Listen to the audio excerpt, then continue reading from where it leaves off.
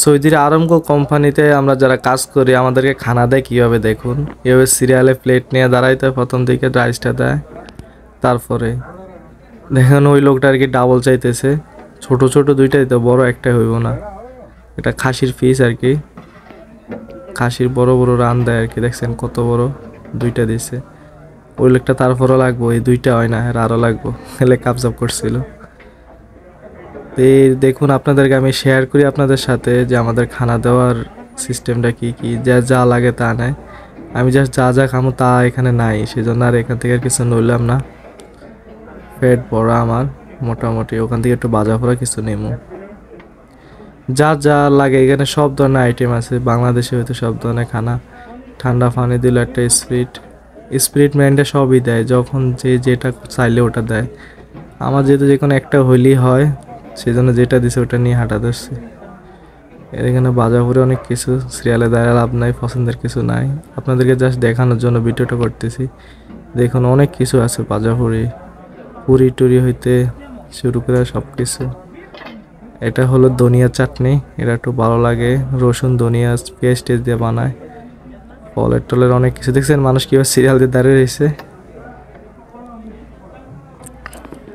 এখানে হলো কেক, অনেক ধরনের কেক, যে যেই ধরনের কেক খায়। দেখি কি নেওয়া যায় এখান থেকে, রাখলাম। আমি একবার কম খাই দেখছেন, কিন্তু আমি যে কি জন্য এত মোটো এটাই বুঝি না। আমার খানা দেখছেন প্লেট পুরা খালি, এত আইটেম খানার ভিতরে প্লেট আমার পুরাই খালি। মানুষ খাওক আর না খাওক সবাই প্লেট পুরিয়ে নেয়, নিয়ে লাস্টে কী করে পালিয়ে দেয়। তো এখন প্লেটটা এক জায়গায় রাখতে হবে। কেক লোমো আরও জায়গা নেই, মানুষ যে কেমনে নেয় প্লেট ফুরিয়ে ফুরিয়ে, আমার লজ্জা লাগে না খাইতে লাইলে।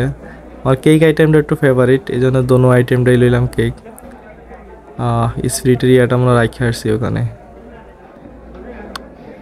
দেখছেন মনে ভুলে গেছি কেন, মোবাইল ভিডিওর তালে আছি না। যাক যা, একটা সিটে এখন বসতে হবে।